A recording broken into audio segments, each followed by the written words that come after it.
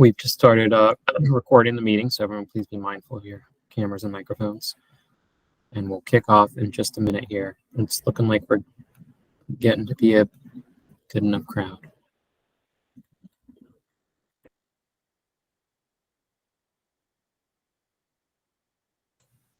Nice to know we're good enough, Chris.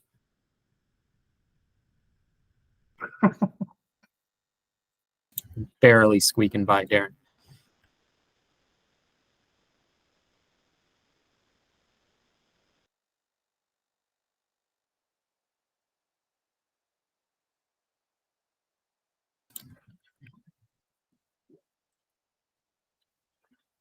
Okay, I've seen a pretty big crowd, so if the co-chairs are amenable, I say we kick this off at 2:32. Fine with me. Worked great. All right, so first, apologies from me. I'm not Mark Stewart. Mark is unfortunately indisposed, so I'm going to step in and pretend to be Mark for this meeting. I'm Chris Hoagland, Air Director at MDE. So we have today a very exciting agenda. So we'll have a couple of presentations, first from MDE and from MDOT on the climate pollution reduction plan that we released last month in partnership with our scientific partners at UMD. Afternoon, Dr. Holtman, good to see you. And then we will move to work plan for 2024. And then Kim, I believe you're going to give us after that a quick update on climate legislation in this session. And then we'll do public comment.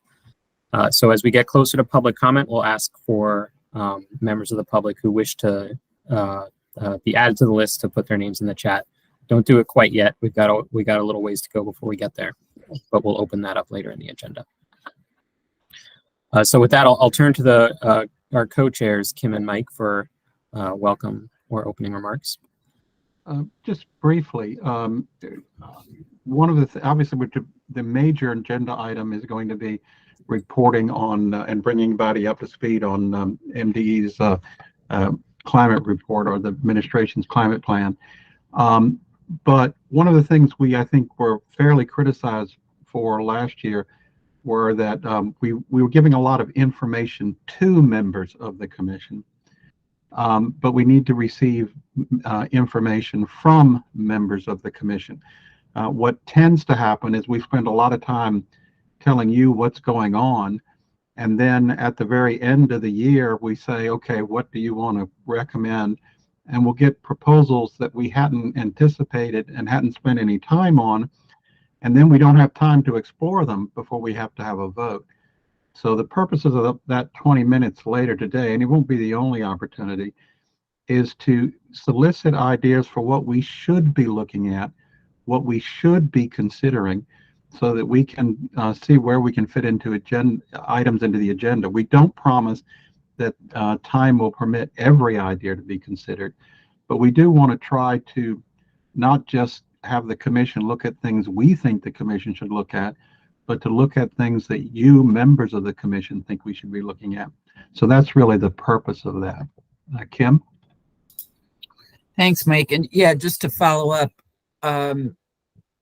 you know, for the last, whatever, X number of years, the commission has been putting forth recommendations on how to address greenhouse gas emissions, climate change in Maryland. And as you'll see, that plan has been established. MDE drafted a plan, put it out, and finalized it. And so that question isn't the germane question anymore. Really, where do we need to dig deeper? What other information do we need to be exploring? What other recommendations do we need to be putting forward? So as you listen to that today, keep that in mind. And just to amplify a point that Mike made is that, you know, what information do you need in order to do this work and do it well? So keep us posted on that. We had a pre-meeting where some of this stuff was discussed, and we realized really this is the MWG the members on the MWG really need to be the ones that help us establish the agenda for the year. So looking for you to offer input. And Happy New Year. Great. Thanks so much, co-chairs. So we'll go right into the agenda then, starting with briefings from MDE and MDOT. We'll go first at MDE. So I'll share my screen. So this will be just a quick overview of the climate pollution reduction plan.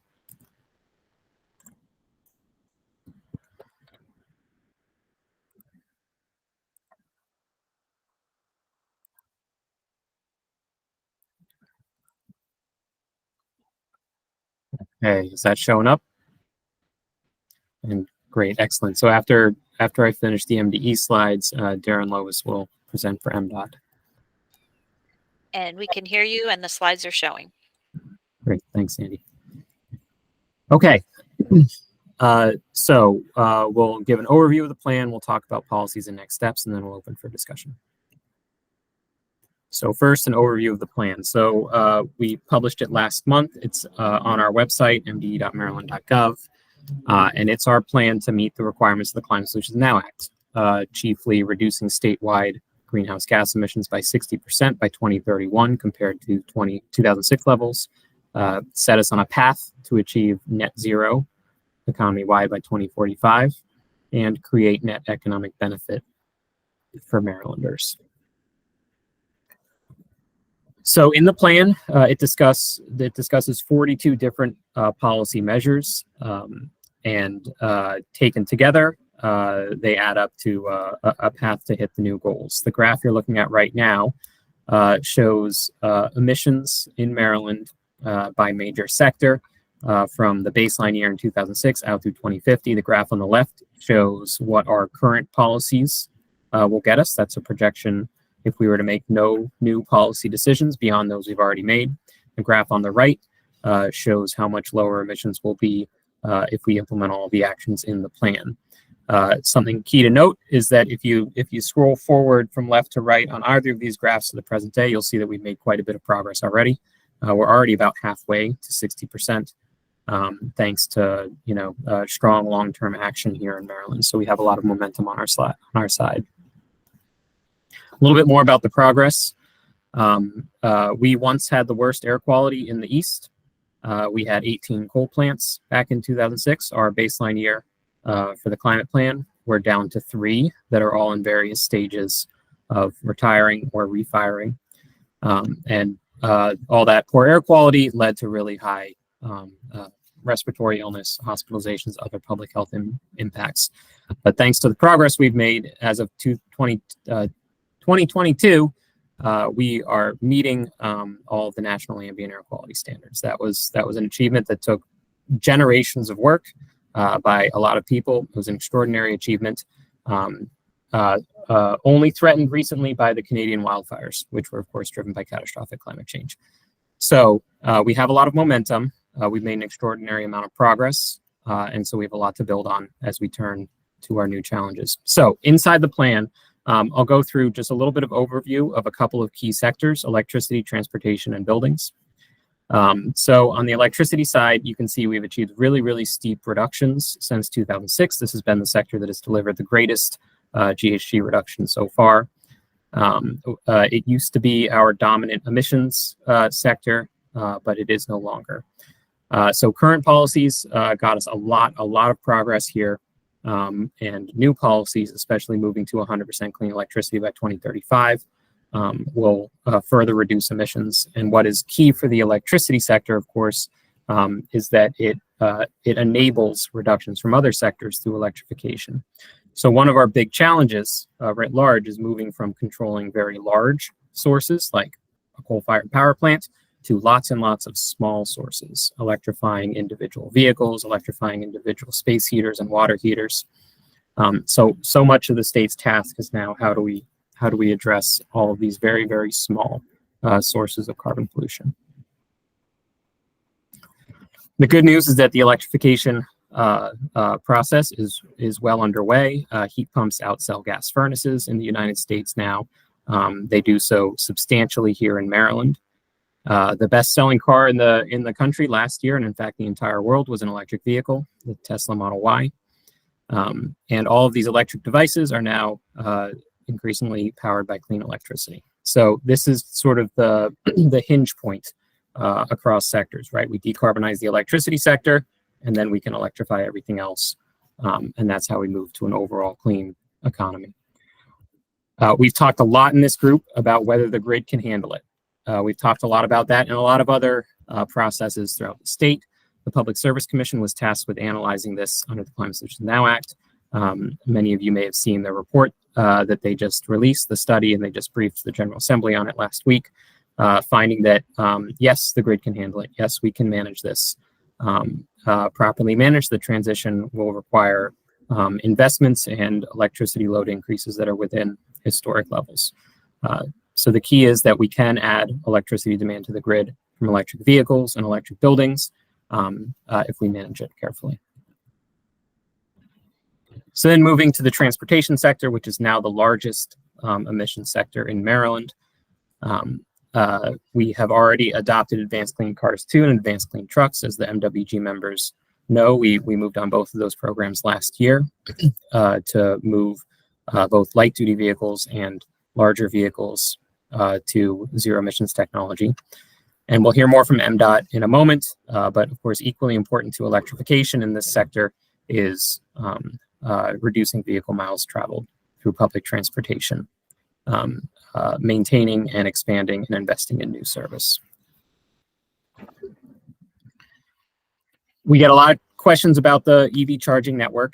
It needs to continue to grow as our fleet of electric vehicles on the road continues to grow.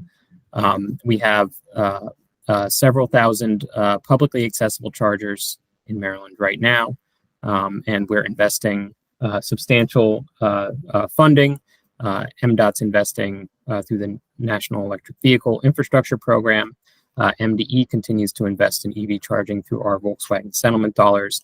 MEA invests in electric vehicle charging through the Strategic Energy Investment Fund. The Maryland Clean Energy Center just won a $15 million federal grant to invest in electric vehicle charging. So we're investing in electric vehicle charging literally all over the place, drawing on every funding source we can so that we can continue to accelerate the build out of the charger network, the publicly accessible charger network, as well as home and workplace charging to keep up with the exponential growth we're seeing in electric vehicles on the road. So then the third sector I'll highlight is buildings. Again, electrification is a key element here. We have proposed the building energy performance standards that were required by the Climate Solutions Now Act. The regulatory proposal went out in December. We just had our hearing and closed the comment period last week, so we're working to finalize those regulations by May. And the plan advances new policies to address the entire building stock, like zero emission heating equipment standards and a clean heat standard, and appreciate the mitigation working group's continued engagement on clean heat standard design with the Regulatory Assistance Project, our technical assistance providers who I saw are on the line here today. So we'll keep working on that with the MWG this year.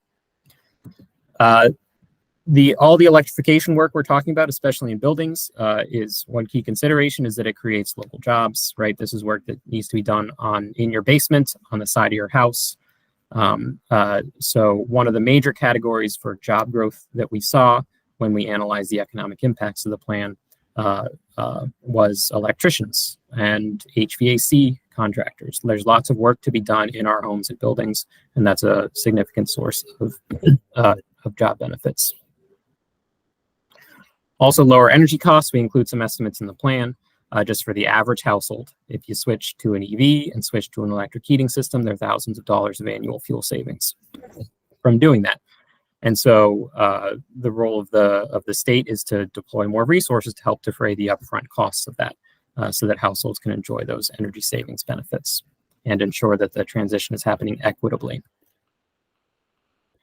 There are really substantial federal tax credits available for homeowners and motorists. You can basically get 30% off the costs of major home upgrades of various categories And then, of course, there's the federal EV incentive, which is up to $7,500 if you purchase a new EV, up to $4,000 if you purchase a used EV. And the list of models that are eligible for that new EV tax credit is changing, but growing over time as the manufacturers align their supply chains around the sourcing requirements in the Inflation Reduction Act. And MEA is rolling out rebates for electrification projects thanks to federal funding shortly. MEA is on the line, so if there are specific questions on this, we'll defer to them. But these rebates will be coming soon thanks to some federal funding. And the plan lays out a task to line up more funding to keep those rebates available after the federal funding runs out. Funding has been one of the major points of discussion surrounding the plan. Of course, it's a really important topic, especially right now with the budget conversations happening statewide. So the plan identifies a bunch of concepts, funding concepts and ideas to consider, ranging from the no-brainer one, which is absolutely maximize the amount of federal funding we can get here for all of the things that we need to apply for, especially competitive grants.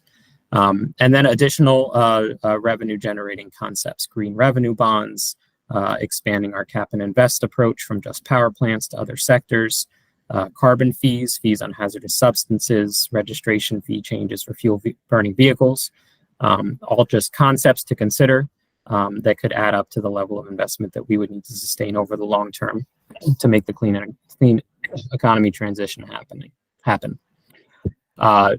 The plan lays out where we would direct these investment from these new funding sources. The four primary categories are building electrification, electric vehicles, industrial decarbonization projects, workforce development. There's also discussion of agriculture, forestry projects. There are all sorts of worthwhile emissions reductions projects to invest in laid out in the plan. We are required, as we always have been, to assess the economic impacts of our climate plans. So that economic impact analysis is in the plan that we published last month.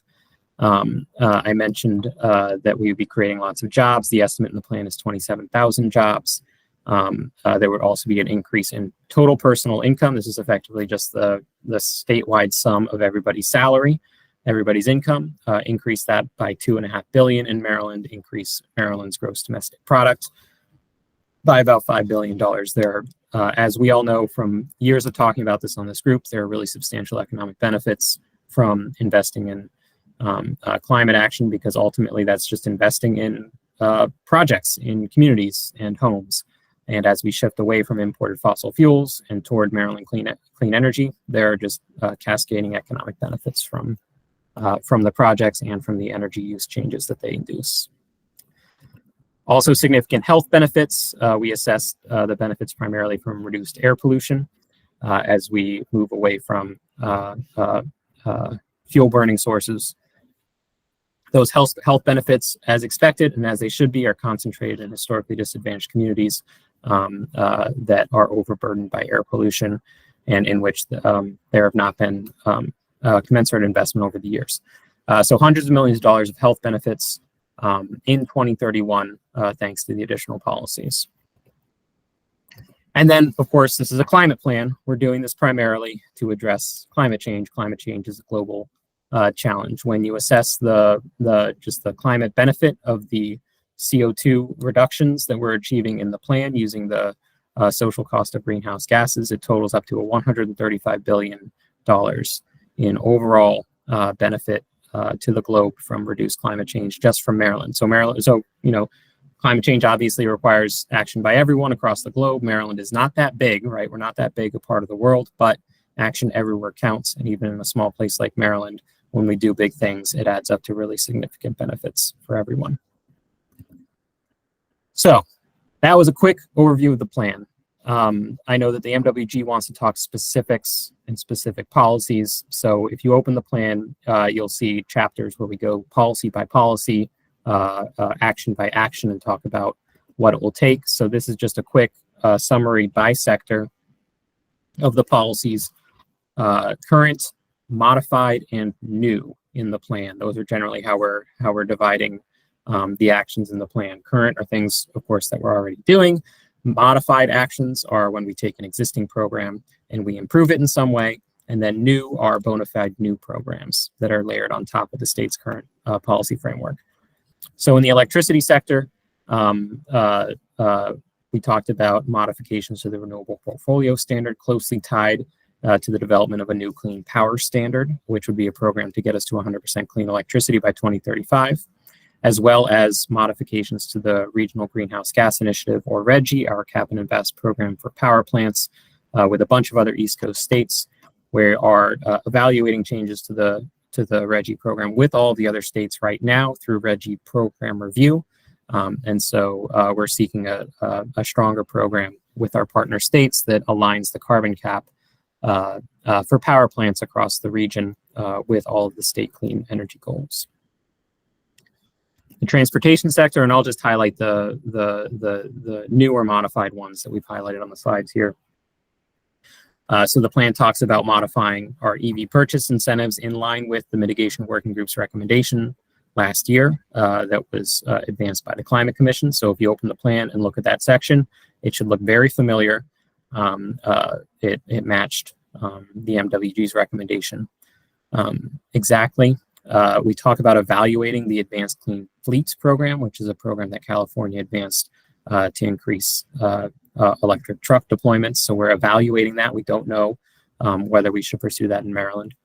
And then there's the Maryland Transportation Plan, which I won't say anything more about until MDOT presents.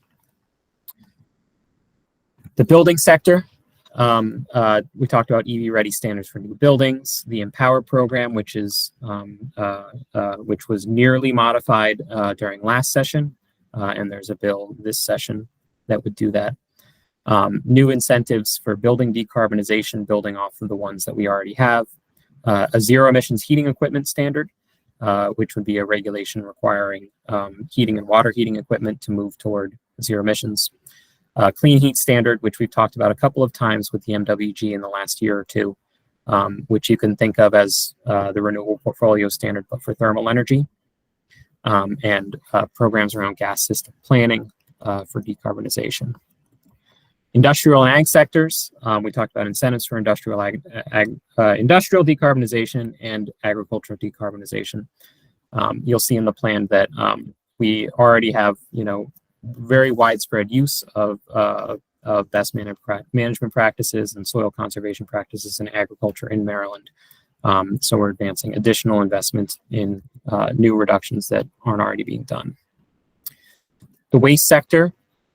Again, additional incentives. We have strong requirements to manage methane from landfills and to divert food residuals away from the waste stream.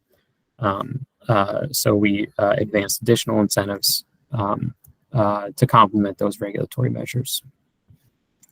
And a similar story for forestry and land use, again, identifying opportunities for additional investment through incentive programs.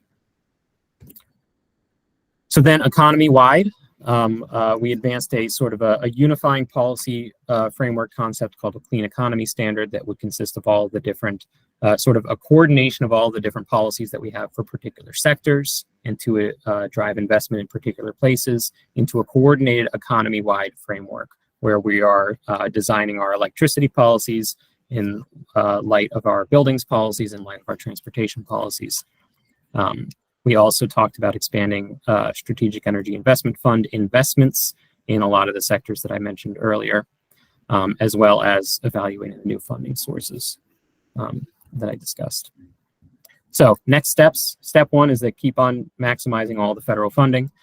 There are lots of programs that are still going through applications for competitive grants, and we're making sure that we have applications, strong applications in on all of those.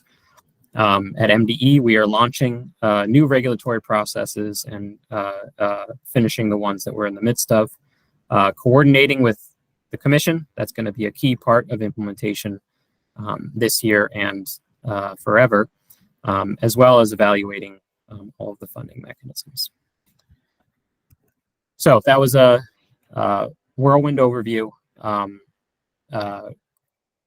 think co-chairs, I defer to you on whether we want to do discussion on the MDE portion now or wait for the MDOT portion and then do discussion on both. I think, I mean, you were a little bit less time than I thought. I think we might be able to take some questions from members. We'll limit it here and then we'll go to Department of Transportation and then at the end have more time. Kim, if that's okay with you. Sure. Okay, so at this point, it's questions from members. Susan, if you can help us keep track of who has hands up. We will have time for public comment at the end of the meeting. I see Jennifer has her hand up. We can start with her. Yes, thank you for the terrific plan and for the outline of it. I noticed in reading the plan that it does talk about the government having a public awareness education campaign around the different incentives that the federal government and others offer to decarbonize and to help people reduce their carbon footprint. But the plan did not have the polling or focus groups to find the same messages or to have the best messages or to do any regranting to culturally competent organizations. Now, I understand that plans sometimes are shortened because of space, and so I didn't know what the thinking was behind that, and I wanted to ask since that was part of what we approved as a commission. Yeah, I think those are important priorities, and also, yeah, the kind of thing that are an implementation measure. So I wouldn't take the absence of mention of those plan as, opposition to them or lack of intent to do them. There's no bills currently to do that. Does there need to be a bill or could that be part of the regular budget of the agency? Yeah, that's a good question. I think it may vary agency by agency. I know that, we are staffing up in addition to our climate program generally, also climate communicators here at MDE. And I know that MEA has been rolling out more communications programs on specific measures. So I'd encourage any other agencies to jump in. But I think that's something we need to do across programs and across agencies, sort of regardless. Thank you. Yeah. Ian, you want to comment on that? Yeah, I just wanted to give a little more color to what Chris was saying. I mean, I know that MEA had a major role in the federal rebates and their deployment. We're waiting for DOE to give us a lot more guidance on that. Everybody wants to know when are we going to get them and how is it going to work. I think that's going to be later this year. So this is probably a good time to start thinking about how to do that outreach and what kind of conversations we need to have to, what kind of input. I know we've done some RFIs and, we've been soliciting a lot of information, but I'd be happy to talk about how that might work over the coming months. Okay, Brian, I think you have your hand up. Hey, can you folks hear me? I'm having some tech issues. Yeah, we can hear you. We hear you, Brian. Thanks, everyone. Hey, Chris, is there any supplemental information available about the Clean Power Standard in particular? I've looked at the the data supplements and the appendices and such to get a better handle on what exactly was reflected in the analysis. Like what resources are eligible, what the geographic scope of those resources would be.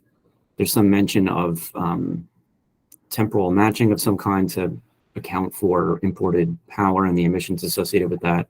So I'm just curious if there's more info available or if there's more forthcoming. Sure. I see Ian's hand up, so I'll let him go first.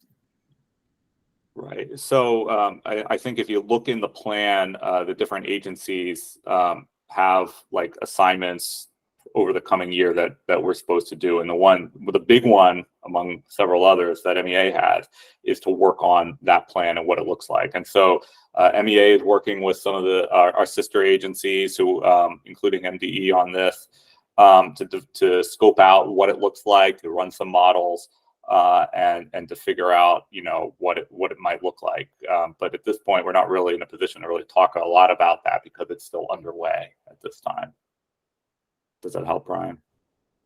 Yeah, I understand. It's sort of it's part of an ongoing process. But I just curious, like, I mean, there are some, you know, emissions reductions reflected in the analysis that are that the CPS as it was structured is responsible for. So I guess like folks have to take a kind of a guess on what it might have looked like or what a broad policy might this would you know, how it would be structured. So I was just wondering like what may have been assumed just, you know, for like a placeholder in the work that's already been done. Yeah, I think Chris might be in a better position to answer that in terms of how that modeling went. But I know, right, Chris, that there is an appendix that talks about what you know, the emission reductions associated with various policies, right? Yeah, and of course there's and Sandy, I see your hand, so I'll let you speak up too. But there's sort of the different levels of detail when we do analysis, right? So the economy-wide model that UMD used is sort of very, very detailed for an economy-wide model. But there's an even more specific sort of electricity dispatch modeling project that I think Ian's referring to that would be much more anchored in like the series of specific resources that are maybe more bound to particular places that would get into some of those deeper details, Ryan. That was sort of the broad strokes goal of a clean power standard that were included in the model for the climate plan. And I see a hand up from Sandy, and anyone from UMD who's on the line or the MD climate team, feel free to jump in and correct if I said anything about the modeling. Yeah, go ahead, Sandy. Thanks, Mike. So my question is kind of going back to an earlier comment made about the PSC study and the finding that the grid can handle the building and fleet electrification requirements that have been outlined in our plan. And I'm just, a general question that I have is, did that study include the conversion of our electricity over to clean power in the analysis, and what it would take to get to the amount of energy we need under the scenario of the clean energy target of by 2035? So I'm scanning through to see if there's anyone from the PSC project team on the line. I don't know if there are, but I see a hand up from Cindy from the MDE team. Yeah, Oh, Jared. I do see Jared, PSC. Yeah. Yeah, I was just going to jump in. I specifically did not work on the electrification study or the work group, but I can get back to you on that, Sandy. If you could just send me your question in writing, that'd be helpful. Sure, will do. Thanks. So Thanks. I did participate in the process, and they were considering DNR PPRP's renewable energy study. So I know they were looking at that. But of course, Jared and PSC would be able to provide the details. Ian, did you want to comment on that as well? Well, I sat through a lot of those meetings as well. You know, I know it was mostly a distribution, you know, analysis, right? It wasn't, I don't think, focused so much on clean energy or the sources. You know, it factored in electrification, you know, from buildings and transportation increases. It factored in the pathway report to try to do a model on load, made a series of assumptions there, you know, about how many, what is the deployment, you know, curve going to look like for heat pumps and EVs and things like that. I didn't hear a lot of conversation about the sources of energy or where the electricity is coming from. It was really focused more on the distribution system and what investments might be needed in order to handle the increased load. Yeah, I was going to make the same comment from my monitoring of it. I think the evaluation has been primarily on how we get power to the new sources, the new demands, rather than whether we're building the new renewable sources fast enough. Yeah. Sandy again. Sorry, Mike. So, and I apologize for not having read the PSC study, which clearly many of you have. But I guess the other question I would have then is, if it's based on distribution, is that inclusive too of generation of the power the availability of that power to be distributed, or was it simply updates to make sure that they can handle the load that is needed at the consumer, or, at the where it's being drawn down from, basically? Well, my understanding of it, and Ian, you sat through a lot more of the meetings than I did, and maybe Jared did as well. It was like the title says, can the grid handle it, not whether there's sufficient sources to meet the demands. It's not that it doesn't mean there's an answer to that. It's more that that wasn't the focus. Remember that we're going to suddenly be distributing power from different locations to different locations, and power going to homes, for example, are going to have to be much higher if those homes are not receiving natural gas heat, and if those homes are not fueling their cars with gasoline, but instead are charging them at home. So I think it really was the focus there. I did not, in reviewing the report from my perspective, and somebody who worked on it correct me if they had a different view, it really didn't evaluate, were we putting in solar fast enough, for example, to replace the coal plants. That's just a different topic, I think. Yeah, I would agree with that. That's more like sort of some of the things that MEA is looking at. And of course, there's lots of conversations about transmission to get power where it needs to go that we're outside the scope of that study, I would say. Yeah, there is, PJM has separately raised questions about what happens when Brandon Shores closes in 2025, for example. But that is a different issue than the grid study, as I understand it.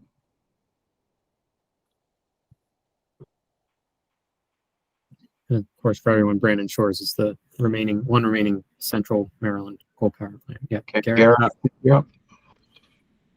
Yeah, I wanted to applaud the MDE team for putting the zero emission appliance standards into the plan. I think to me, that's maybe the single most important new thing that's in here, that I can't imagine another way of getting the kind of penetration of efficient electric equipment into properties that will be nearly as effective, especially nearly as cost effective as the approach that's laid out in that plan. So I just really want to applaud that piece. And my question is, what's next on that specifically? What does the work look like? I assume it's within MDE, but what are the early steps to start moving on that piece? Yeah, great question. So what we said in the plan was that we are going to propose a reg this year. So by the end of 2024, have a reg proposal out there. Some of the steps leading up to that are that we're working with lots of other states on a model rule. So this isn't the kind of thing that individual states will do differently from one another. The goal is that there's a model rule that lots of states draft together, and that individual state regs will match that, again, because it affects, infrastructure that we all share, which is just the types of models available for different types of space and water heating equipment. So step number one is working with the other states on ongoing model rule drafting. And then we hope to have in the summer or so a model rule that we can bring back to more stakeholdering here in Maryland to translate into a Maryland rule. Sounds great. Thanks. Mark? Thanks, Mike. I have a question, another next steps question about cap and invest. The plan basically says that in 2024, MDE will explore how RGGI can be expanded to cover additional sources. Is there more detail right now about what that planning work will involve? So we're going to evaluate it, and I think the mitigation working group will be our primary avenue that we're going to look to. I want to note that I believe we said we would expand sort of the successful model or example of RGGI. It wouldn't necessarily be an expansion of the specific RGGI regulation, so that the RGGI program itself covers power plants. It could be a very similar program, or the RGGI program covers more than power plants. It could be a very similar program, but it likely wouldn't be strictly a RGGI expansion to other sectors, if that makes sense. But the expanding that model concept, that policy concept. Yep, that makes sense. And is there any modeling plan around different sort of design alternatives? I think that would be for later steps if we evaluate and decide to pursue it. Thanks. Beyond what's already in the plan, I should say. Okay, I think we should probably move to DOT now. There's no hands up anyway, and then we'll have some questions for DOT, and then at the end we'll have time for public comment as well. Who's taking the lead for DOT? I am. Okay. Yeah, Darren Lobos, the Chief of Environment and Sustainable Transportation. Chris, do I advance my own slides or do you have them? I can pull them up if that'd be helpful. Yeah, could you? Yep, happy to.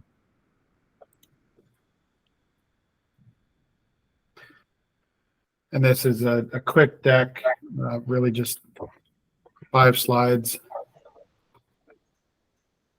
All right, just a second while it's loading up.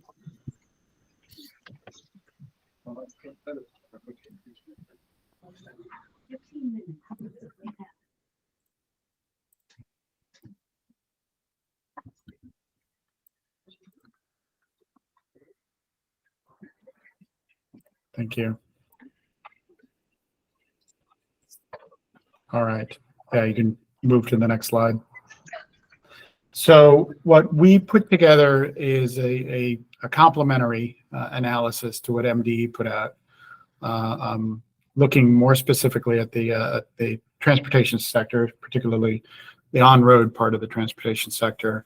And what we have is put together it's a bottom-up approach, looking at sector-specific strategies. So there's a lot of building blocks in here, different strategies that add up to emission reductions to help comply with the Climate Solutions Now Act goals. Now, the good news is, as that Chris was saying, is the case generally with carbon emissions statewide and with criteria air pollution even more so, that we made substantial progress. So we're building on progress that we made in the previous decade and a half or so. And we just need to bend the curve further and more quickly. So next slide. So we took a look at 3 different realities, right? And the third one is really a scenario, a counterfactual scenario of what could happen if we adopt an array of new initiatives. The first column here is about trend lines as well as current policies. And then the second column here is about an assumption that we implement state and metropolitan planning organization funded programs as currently adopted, right? And the state has a state transportation improvement program and a consolidated transportation program, and then metropolitan planning organizations, and there are 7 of them in Maryland, have transportation improvement programs. So this assumes faithful implementation of what's in there and increasing EV market share projections.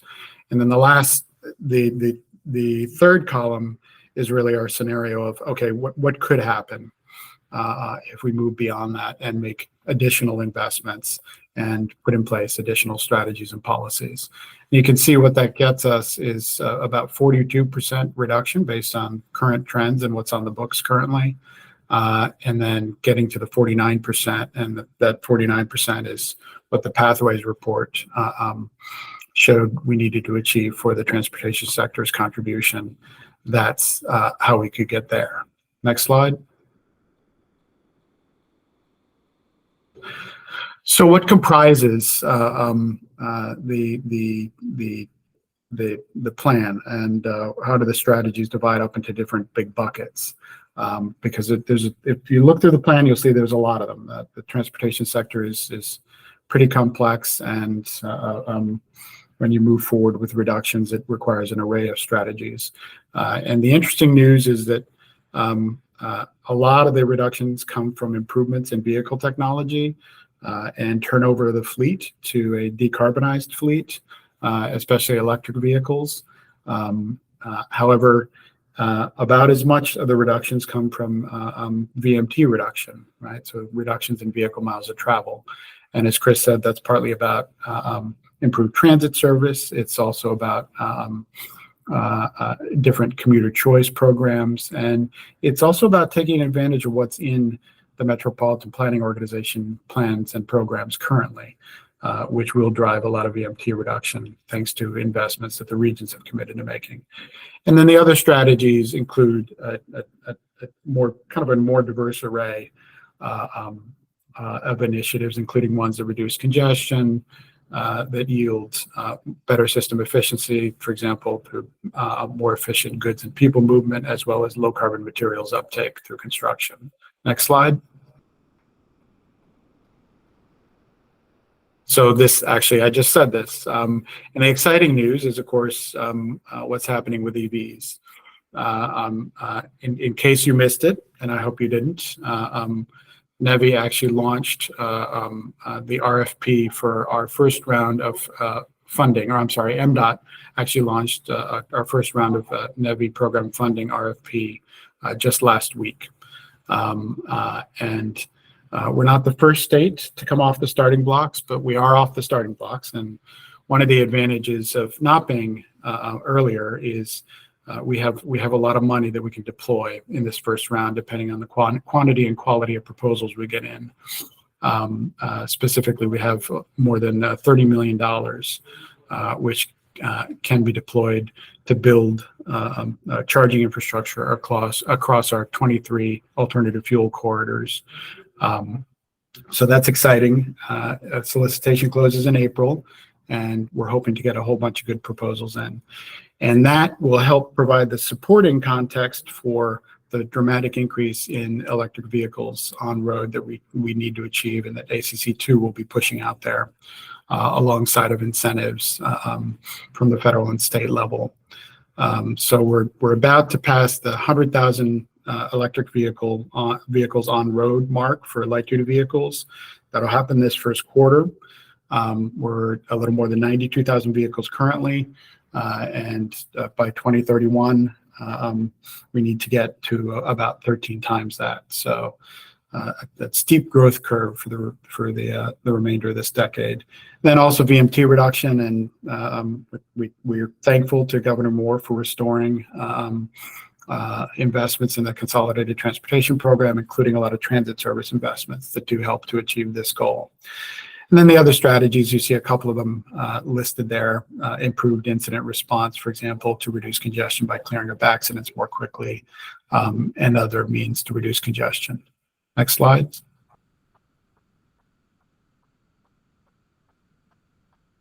All right. One other piece that we're working on currently is improved implementation of our carbon reduction program. This is a first of its kind highway formula program in the bipartisan infrastructure law, providing about $94 million to spend money on an array of carbon reducing investments during the lifetime of the infrastructure law. And this year we're going to move from the previous process under the previous administration to a competitive process that we're working on in collaboration with the metropolitan planning organizations to hopefully build a pipeline of carbon reducing projects that we can fund through the carbon reduction program, as well as other transportation programs. And then when, fingers crossed, the carbon reduction program is renewed in the next infrastructure law in 2026, we'll be able to continue expanding that pipeline over time to help reduce VMT especially. But the carbon reduction program can also be used to make charging infrastructure investments. So this is also a potential source for more charging infrastructure investments too. So next slide. I think that's it. Yes. So happy to take questions.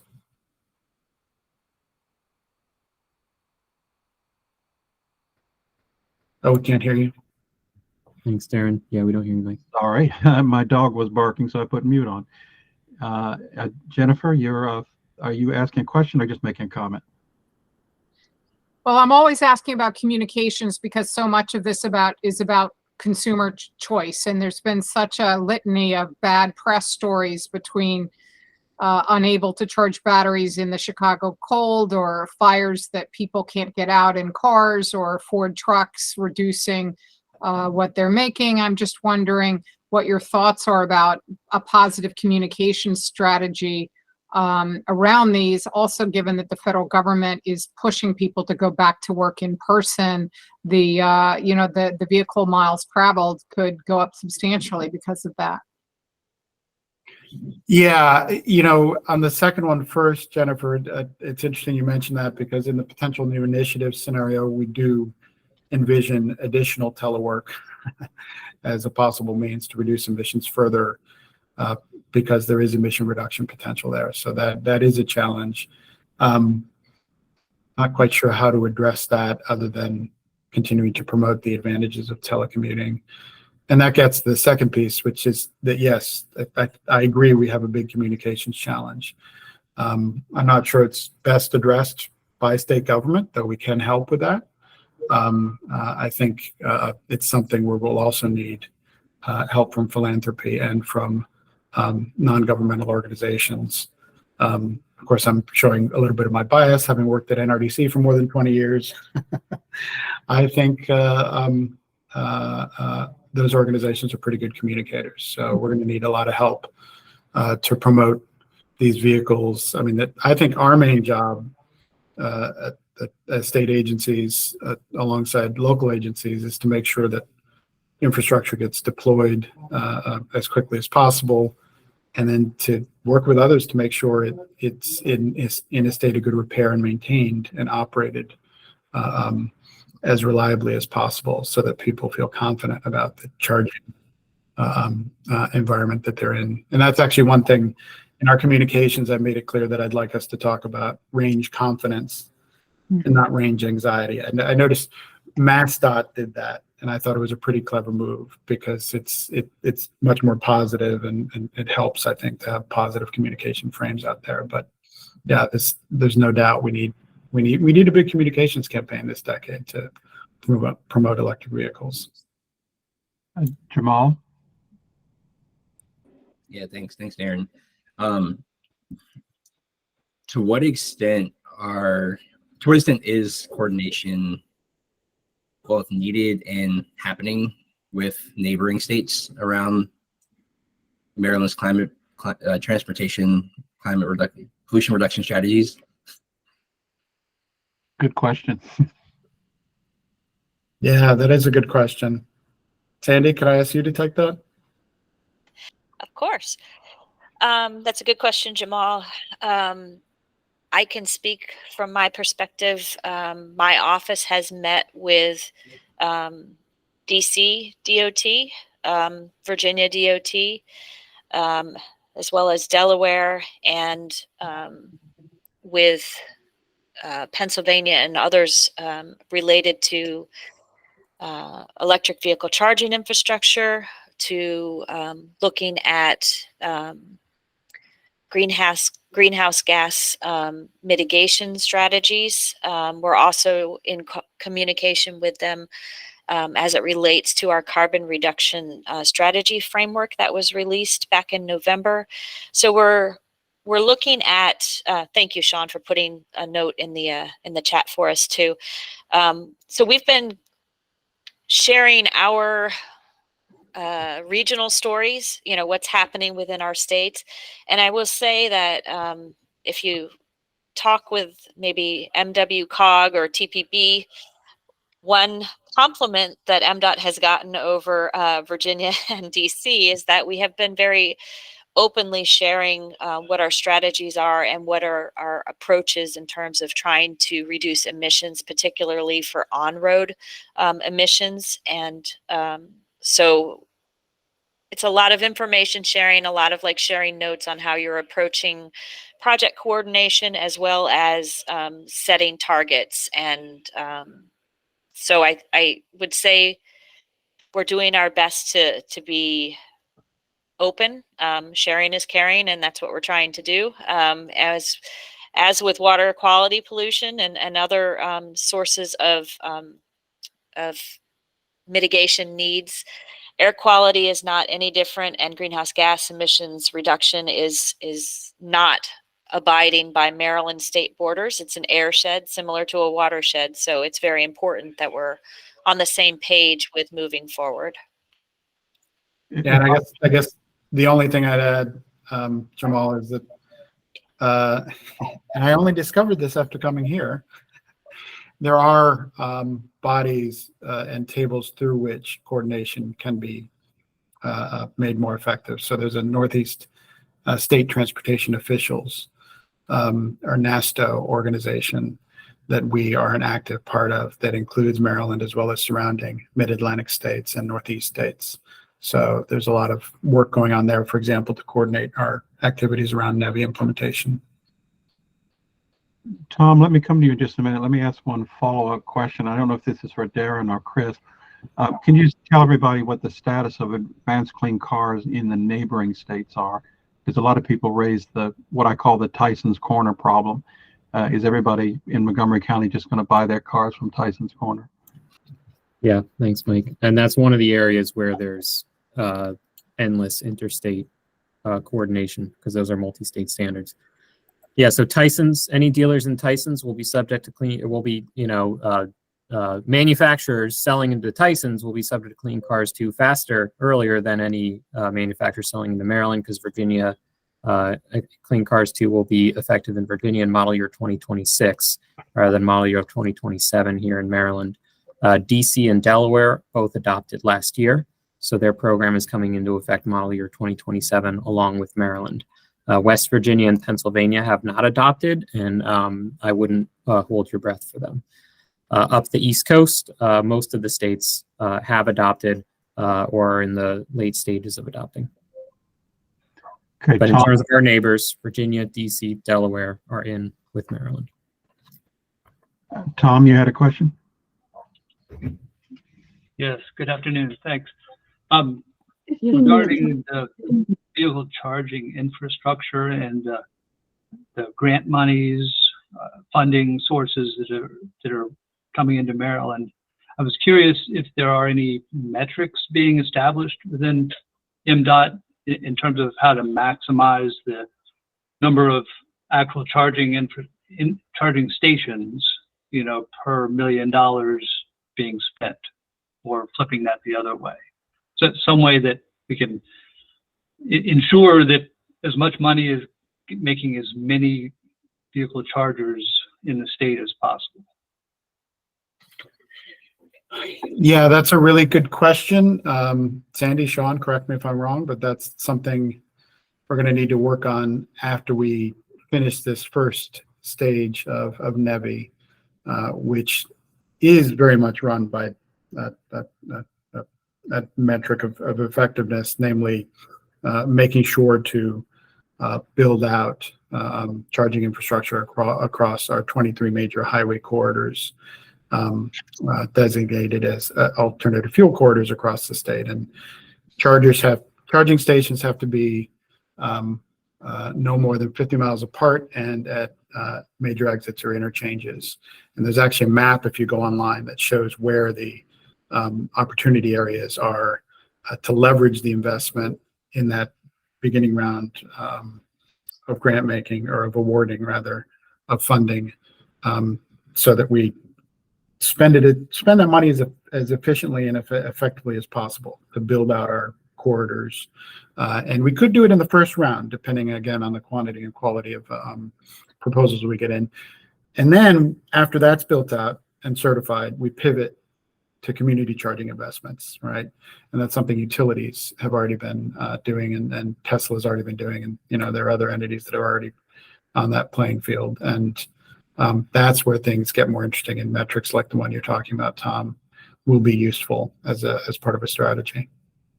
The only thing I would add to that is that the NEVI program funding itself has some reporting requirements through it, and one of the other key features for the stations that are being funded through, or will be funded through NEVI, is a requirement that they have a percentage of uptime, and I think it's 96%, or is that right? It's 97. 97%. Right? Yeah, which actually helps. So that for the first 5 years of operation and maintenance by those awarded funding to build this initial set of stations, uptime needs to be at 97%, which is a pretty stringent standard and should help range confidence, right, and charging confidence among Marylanders. So, and the question is, as I said, for the next, when we move to community charging, what's the strategy for that, and what are the metrics for effective and efficient investments for that? Darren and Sandy, a follow-up question on that I often get when I make presentation is, we know that the bids are out for the NEVI funding. When do we think those chargers will actually be installed? What's the timeline?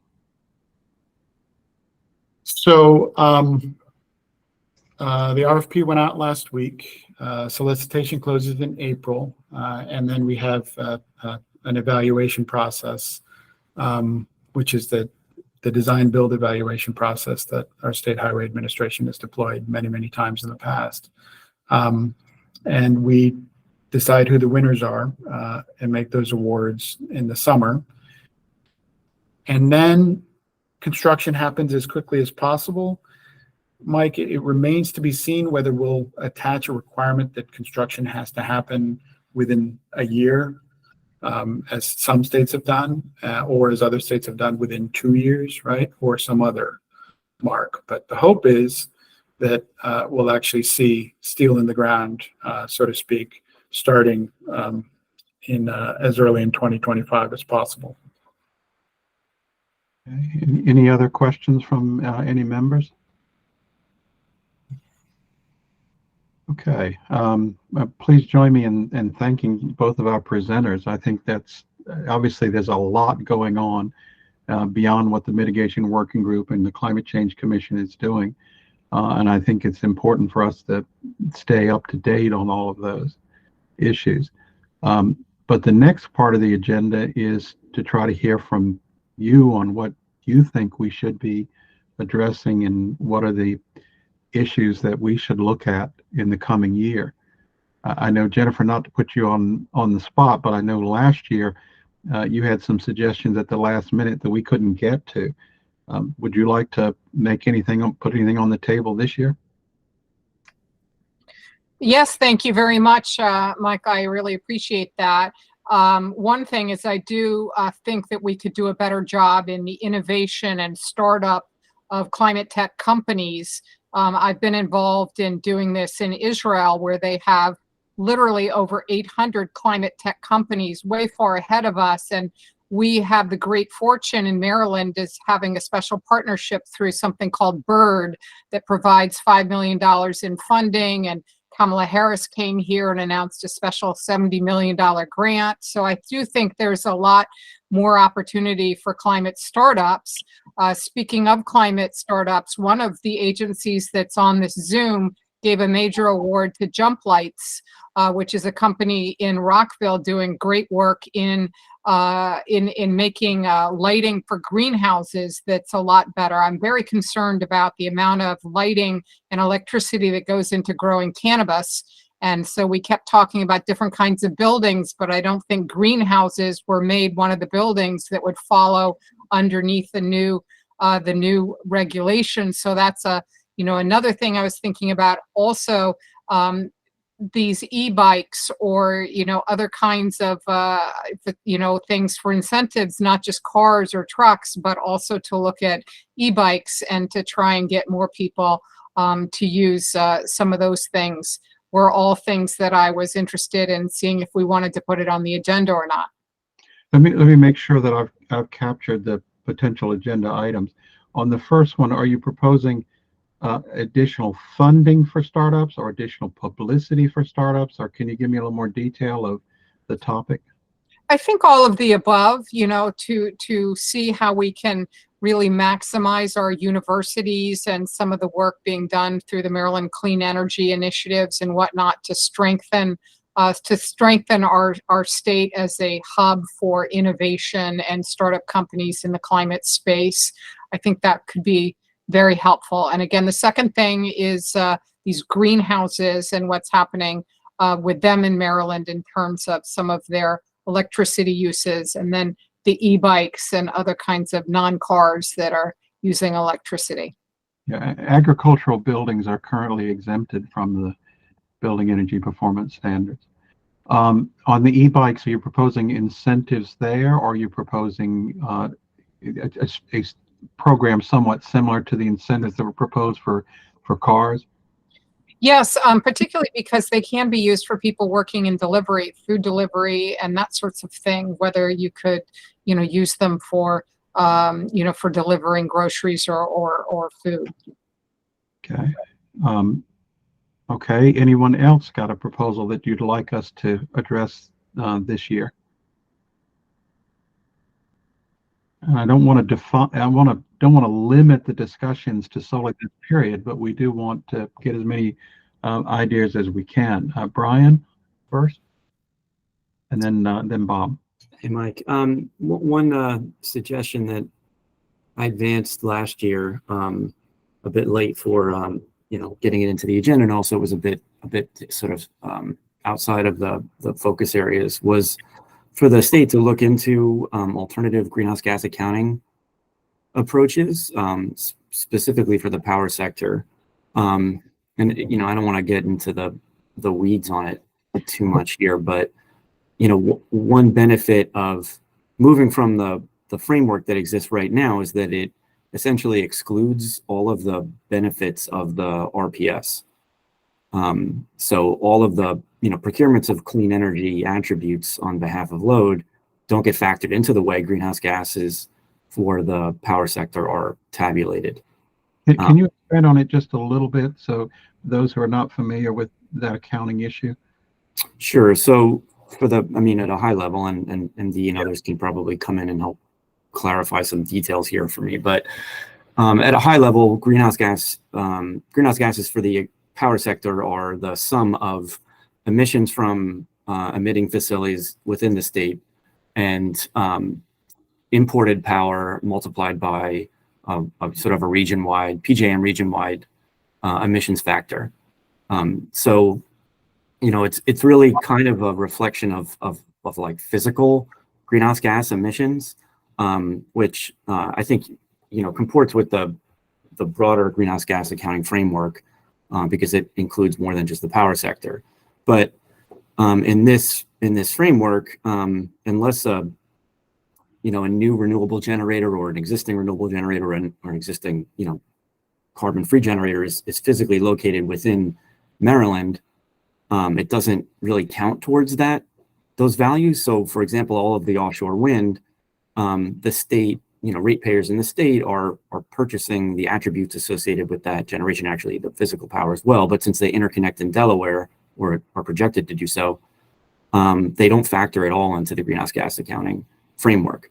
So there are ways, I think, to better align the RPS or rather the greenhouse gas accounting framework with the way the policies, for clean power procurement are actually structured, and better sort of reflect the advancements that the state is making in that area. And I guess the theory is that would encourage more investment in things like offshore wind if we had the accounting right. Is that the idea? It could. It ideally would.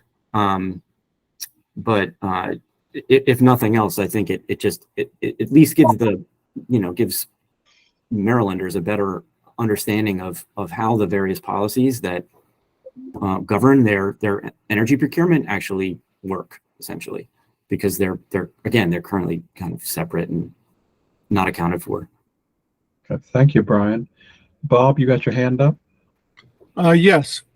What about small nuclear, small modular reactors? I was just at Calvert Cliff, and one of the interesting things, it's a community that supports nuclear, and they have a lot of acreage. Many plants are obviously constrained by the acreage that it might take. And I just wondered if we should consider SMRs and what role they might play in electricity generation in Maryland. So you would be proposing to look at us looking at policies that would encourage SMRs on Maryland? Is that the approach? Yes. Okay. Yes. Okay, and I see Jennifer has seconded that, I think. David? Yeah, thanks, Mike. Hi, folks. David Smedik with RMI on the commission. Quick question, forgive me, I had to miss the first 30 minutes of the meeting, so if you already covered this, feel free to tell me to look at the notes. But in terms of the mitigation working group's plan of action for this coming year, were there tabled items from the commission, the end of the year commission work or the MWG work that you all had put forward? I think there were a few, but my mind is a little hazy at the moment on a Monday. So I was curious if those were already in your plans or if there's anything major, they were kind of like side items, if you could jog my memory. I think, and Kim and Chris, correct me if I got it wrong, we haven't finalized all the agenda for this year, primarily because we don't know what's going to happen in the General Assembly session, right? And that can greatly affect it. Our intent at the end of last year were to carry over those items that we didn't get to and add them to the potential agenda. I say potential because until you know how many are on the list, you can't say. But so the purpose of this discussion now is to sort of capture the universe of things we ought to be looking at, and then the steering committee can sit down and try to come up with a draft of what we want to cover when. Does that help? That answer the question?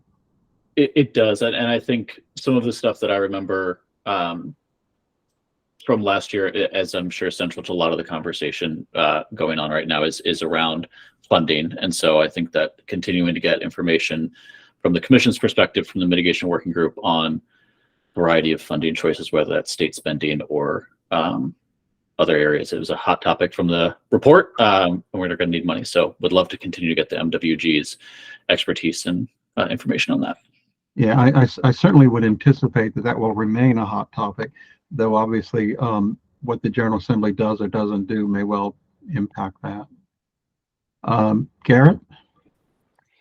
Yeah, I was going to talk about funding as well. I think identifying especially a more equitable funding strategy for how we get to the scale of funding we need, but in a way that is more equitable, that doesn't end up becoming, hey, a lot of this is energy stuff, so if we're going to get more money for it, it should probably come through utility rates. Like, utility rates are very regressive compared to taxes, and I think it's important that we identify a way to scale up revenue, but in a way that's more equitable than just saying let's do that through rates. So that's a topic that I think would be very interesting to talk about here. I think that, what I was very hopeful that we would see a big clean energy standard or RPS bill this year, ideally an administration-backed bill. I know Governor Moore is talking a lot about his 100% clean energy by 2035 goal, and I understand there were some delays in some of the modeling and all that's kind of pushed that out a little bit, which makes sense, but that one seems very, very crucial. So knowing that there'll need to be legislation on that before the next session, I think that topic in particular would be great for this group to end up at least being a sounding board with some of the thinking as it develops on what that might look like. And then the other thing I was going to bring up, I feel like each of the last couple of years, this year, I think we rightly tried to focus on a couple of topics, the solar stuff, the EV stuff a little bit. Now we've got, we went through that. We've got the climate plan put out by MDE. It might almost be a useful moment to do a little bit of a reset instead of just saying, and we say it kind of in a murky way, the things that we've said in the past still apply if they haven't been done. Now that MDE is put out this plan for how we get to the state's goal, it might be a worthy time to kind of reset. What else do we think is necessary beyond that plan in a way that's cleaner than just sort of saying, also, we still think the things we used to think. Theoretically, the MDE plan speaks to what all we need to do to get to the goal, right? Some of us, myself included, I probably have doubts that some of the elements in the plan that MDE released will be fully implemented, which is not a criticism of the authors, but we all know that not everything gets implemented fully, and especially on the timescales that we all want frequently. So I think it's worth having some conversation about what else do we recommend be worked on in addition to the plan hopefully carrying forward. I'd like to see a little bit of a kind of a cleaner update, I guess, to that picture now, given all the things that are in the plan. Okay. I have Michelle, then Jamal, and then Beth. Michelle? Hi, thanks. Michelle Dietz from the Nature Conservancy, and definitely seconding that last point you made, Garrett, and also the funding components as well. Also wanted to offer up an idea around discussing alternative options, so those non-car dependent ways to reduce miles traveled. So thinking about improving infrastructures for bike lanes, walkable paths, and those more walkable cities as a piece to potentially consider. And then I also wanted to just share that TNC is having another conversation with VEIC and Energetics, who helped us with the building study and the transportation EV studies over the past few years, just to hear about some potential ideas that they have in the pipeline and are interested in working on. So happy to share more once we have those conversations. I think we've got a call between TNC and those folks from VEIC and Energetics this week. And if that's useful to just share any ideas that are coming out of those conversations from those research-focused companies, we'd be glad to share those with folks here at the Mitigation Working Group. I think we welcome any ideas from anyone, but just so that I capture it, the focus is on the sort of walkable, non-automotive communities. Is that the focus of your proposal? That was just, yeah, for one idea that we have, not the full breadth that we'll be speaking with VEIC and Energetics, but just one thing to bring up. Yeah, thank you. Jamal? Yeah, thanks. I have a couple of ideas, and just emphasizing the funding conversation. More specifically, I think it might be worthwhile for us to pursue a topic that what I think will be or is recommended through the Building Energy Transition Task Force, which is the establishment or like coalescence of a one-stop shop focused on helping low-income and disadvantaged communities better access resources for home retrofits. So in the space that we're in, there's energy efficiency funding, there's electrification funding, health and safety, but oftentimes they're in different places and each of them have different maximum amounts that make it really hard for a household to get the retrofits that they need. So this is something that has come up in a different venue, and I think it'd be worthwhile for us to pursue that. So that's like idea one. Two is advancing. So I know there's the schools initiative that MEA has been working on. I think it might be worth exploring maybe as part of that or a separate bucket of funding specifically for like anchor institutions within communities. So I don't know if it's like childcare centers or community centers, faith-based institutions to kind of be lighthouse type projects to where community members can come in and see how effective new technologies are. And that could be a good way of spreading the word and reaching people in a way that perhaps we aren't reaching now. So I want to put forth that idea. Third is we're in the midst of a transition and there's a lot of economic opportunity present. And so, but I also recognize that there are folks who may want to get into this industry, but may have a hard time. So I think it's also worth us exploring the idea of the types of funding or increasing funding, but also exploring the types of funding that might be necessary for like proliferating additional clean energy businesses.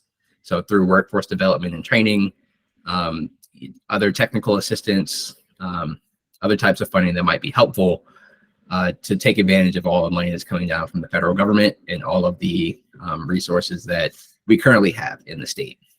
So that's a third idea. Thank you, Jamal. Ian, I saw you made the comment about the hub. Do you want to briefly share that with the group, and then we'll go to Beth and Kim? Sure. So under climate solutions now, MEA was required to create this buildings hub to serve as a clearinghouse to provide technical assistance. I think for building decarbonization, provide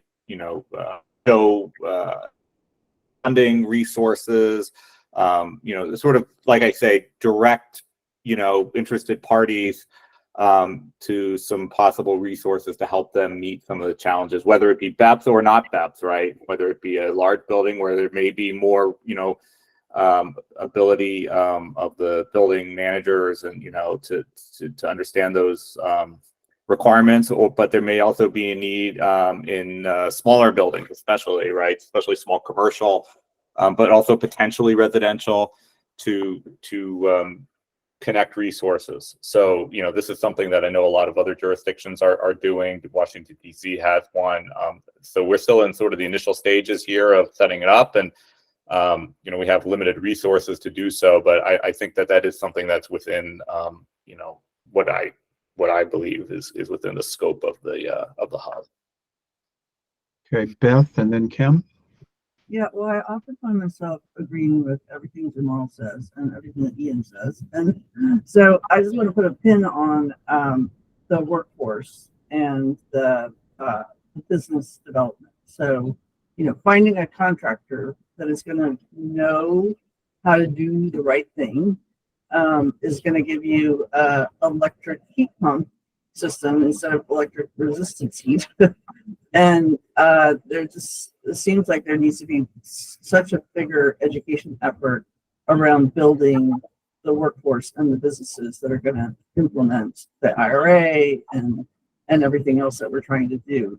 Gas transition and commissioning, decommissioning, also the wind energy. I mean, there's a lot of funding, as was mentioned, and the climate pollution reduction plan mentions the grading of these things. So where there are funds and there are programs, training programs, employer-based programs, apprenticeship programs, that we're grading them into the climate work that we want to accomplish. So I hear this sort of on the periphery, but I wonder whether mitigation working group would want to kind of, put that front and center as one of the issues to tackle this year. It's certainly something I think we should add to the list of potential topics.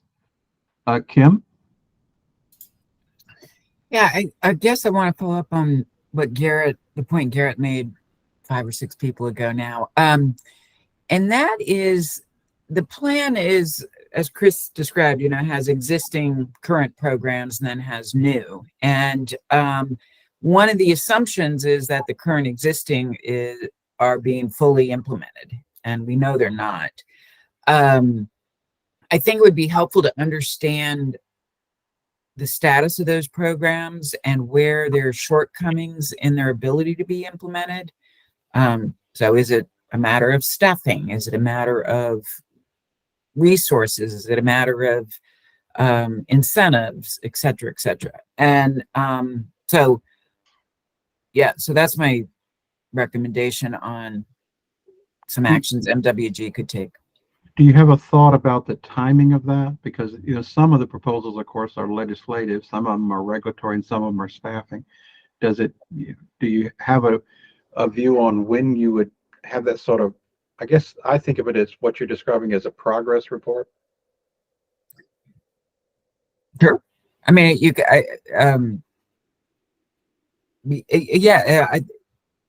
think the plan says current policies.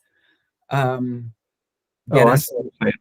the new policies, but the correct. Policies. Okay, I got you. Yeah, you could do that at whatever any point. I guess that makes sense.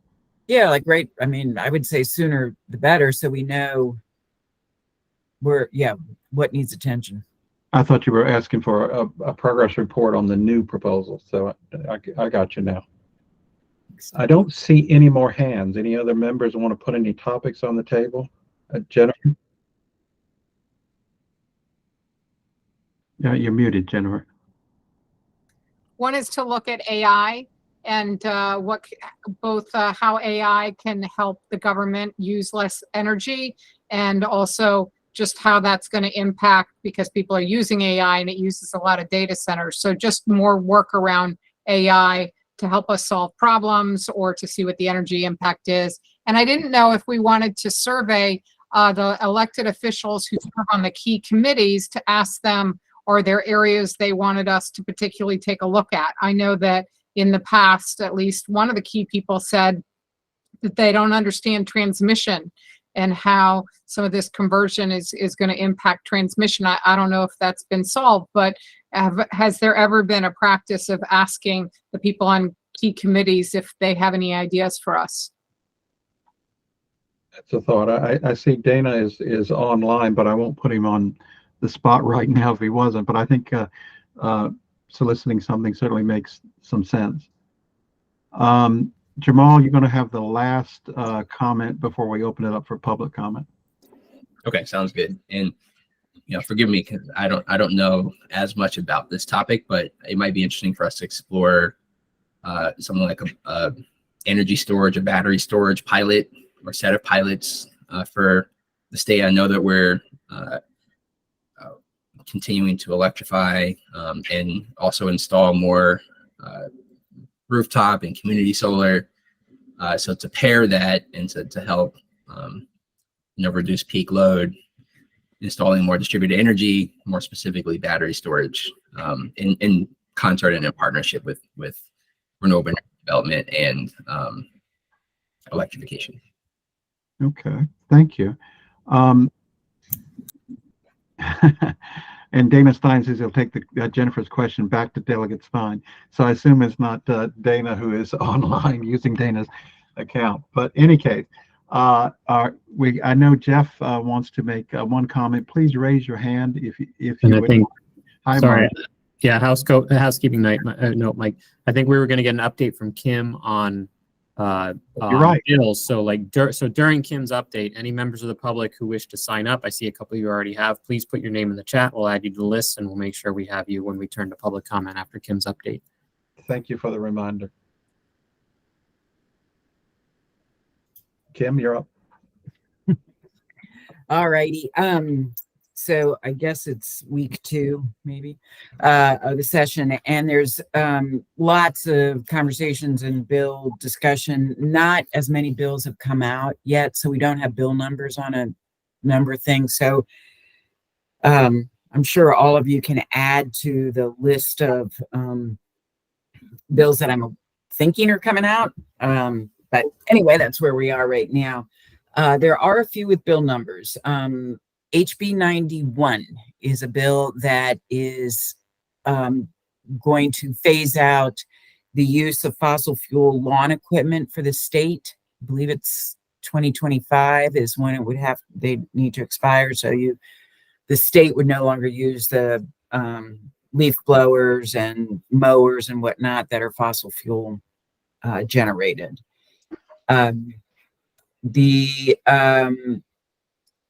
Senate Bill 146 has a hearing Thursday, and it is a proposal to remove municipal waste incineration from the renewable portfolio standard.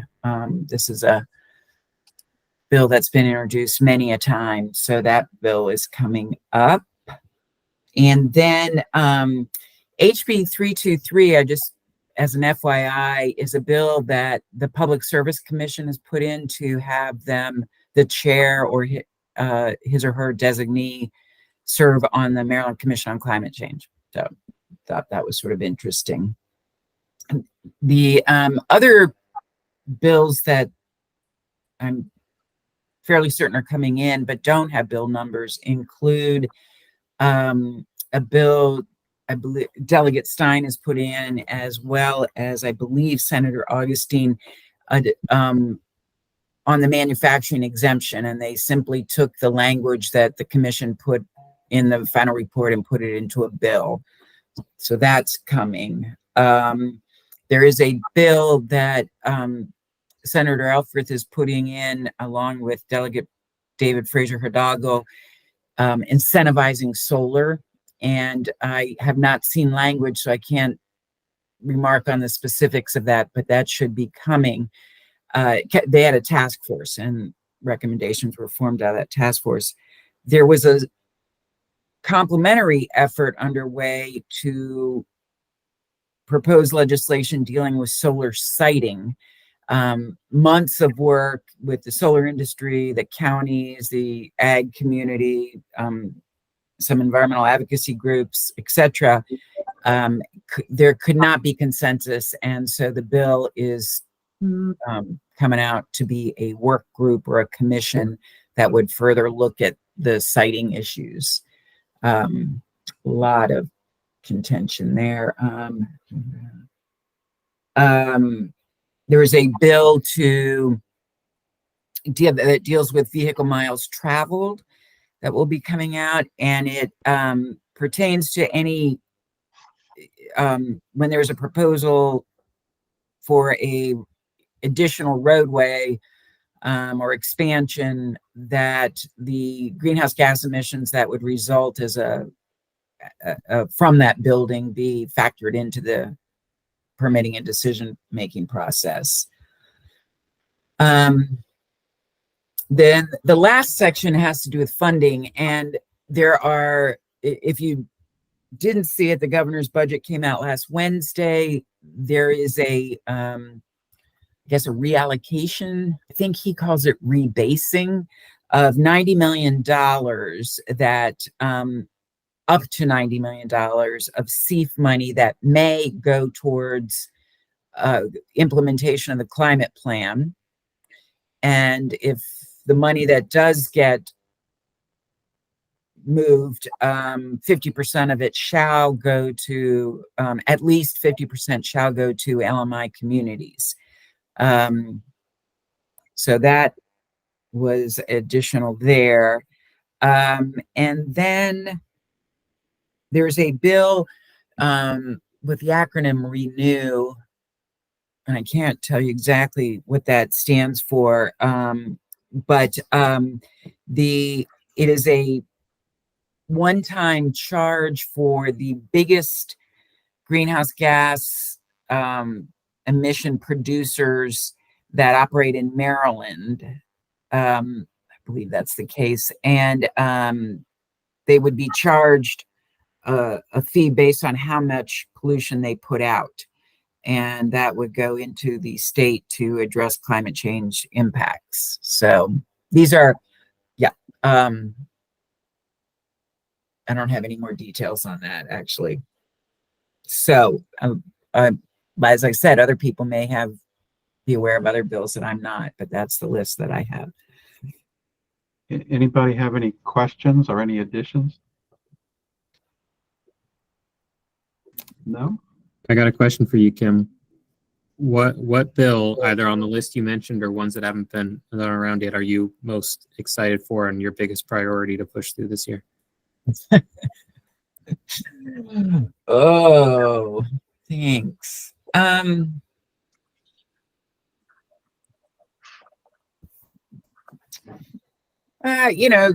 think we're particularly interested in advancing the solar incentives, believing that renewables are the way to go.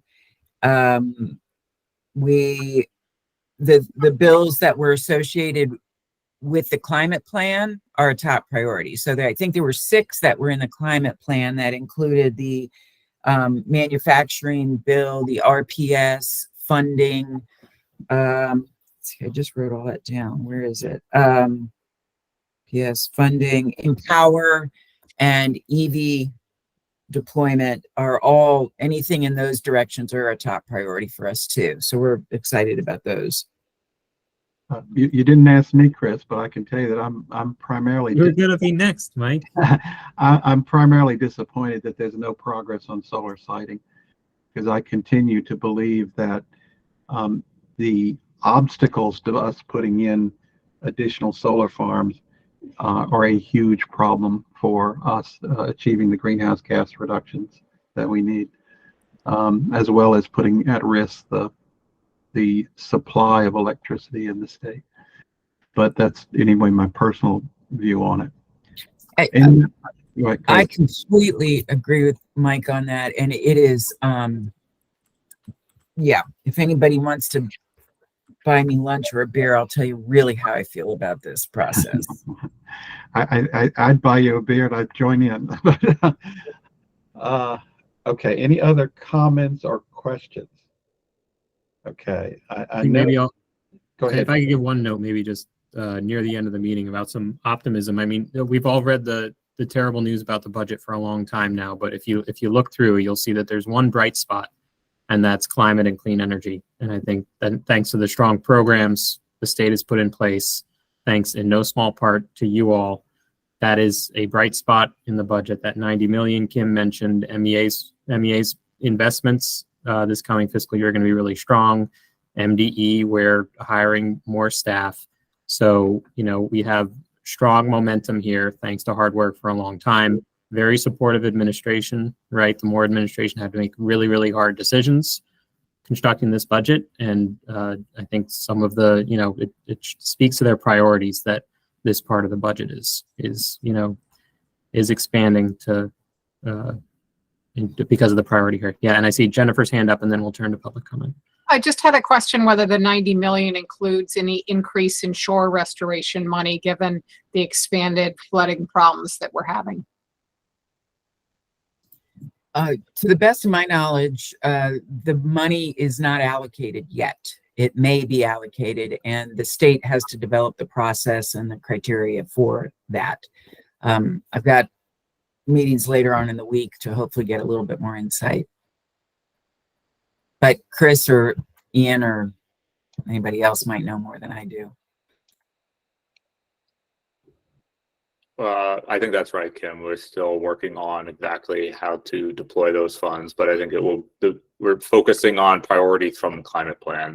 That's the lens that I think we should all assume we'll be using, because the whole point is to accelerate those priorities. But other than that, I don't think we know. Okay, Chris, you want to take public comment? Yes, so I saw Jeff Silva on the list. If there are any others who would like to offer public comment, please put your name on the list in the webinar. And then I don't see any phone numbers, so we'll go only with names in the webinar, in the Google Meet chat. So Jeff, I'll turn to you, and if there's anyone who has forgotten, put your name in, please, while Jeff gives his comment. Mr. Silva, please go ahead. Thank you very much. Can you hear me? Yes, we hear you. Thank you. I appreciate the opportunity, and my comments are along the line of what Brian Magali said, from who works for Constellation, and it has taking it out of the Maryland Climate Reduction Plan directly. The statement, imported energy, electricity from surrounding PJM states makes up over 45% of the electricity generation in Maryland in 2031 and contributes to almost 85% of the remaining emissions of the power sector. Now, this is significant because Maryland's insufficient in-state renewable energy production forces us to increase imports from other states, but their high carbon intensity per megawatt hour will exceed by 85% greater greenhouse gases than those emitted by Maryland's power sector. Businesses and institutions can increase their consumption of carbon-free electricity through the use of carbon-free retail energy providers, such as Gridmatic. By placing the load demand on the PJM grid when the carbon-free produced electricity is available on the grid, the customer tacitly is telling grid managers to buy megawatt hours from providers of renewable generated electricity. The result directly reduces the carbon intensity of the PJM grid quicker than buying indirect greenhouse reducing renewable energy credits. Also, timed use of electricity from carbon-free producers achieves the same results as renewable energy storage without the lag time for its grid scale development. To convince large-scale businesses and institutions in Maryland to seek ways to mitigate their greenhouse gases, I want Maryland to require these entities to report their annual greenhouse emissions by 2025 to Maryland's controller before receiving or renewing a Maryland state government contract. Once the required Scope 1 and Scope 2 emissions data is received, a comparison of the carbon intensities of the state contract candidates is performed, and the contractor with the least greenhouse gases per $1 million of gross income is given the same credit as the competitor with the lowest price. With the least cost to me and other taxpayers, contracted businesses will conserve energy while seeking to buy low or carbon-free energy and or produce it, which will reduce the carbon intensity of the PJM grid quicker than purchasing RECs. In conclusion, these are my main Maryland government requests for decreasing climate destruction. Maryland state contractors are to report their Scope 1 and Scope 2 greenhouse gas emissions by 2025 to Maryland's controller before receiving or renewing a Maryland state government contract. The emissions data is compared by the carbon intensities among the candidates, and the one that receives the best favorable status based on the least greenhouse gases is the one that is chosen. Companies using carbon-free retail energy providers or producing themselves should be given greater credit when they because they promote carbon-free electricity production outside of Maryland and or inside Maryland quicker than those buying renewable energy credits. Maryland also, this is the point that will apply to us common citizens and not institutions. If Maryland could issue a grant to the University of Maryland to develop a similar software application as the UK's Win the Plug-in, so that residential customers can time our electricity demand to reduce our greenhouse gas emissions by using carbon-free electricity when it is available and distributed over the PJM grid. Other than that, that's basically my main points that I want to leave with you. I've already sent these suggestions to Governor Moore, and I will seek to send them to my elected officials as well. Thank you for your time and attention, and please give the public instructions about where they can make the most reductions, such as voting only for candidates that are endorsed by a credible environmental organization. Carry on. I appreciate your efforts. Bye now. Thank you very much. Okay, so Jeff was the only member for public comment today, member of the public for comment today. Unless I missed anyone, I believe co-chairs, we can move to adjourning the meeting and giving everyone 15 minutes back today. Thank you all. If there are any members who had some ideas that you did not have a chance to advance, please send them to Mark, Kim, and I, and we'll make sure that they're considered by the steering committee. Thank you, and stay warm out there. Thanks, everybody. Thanks all.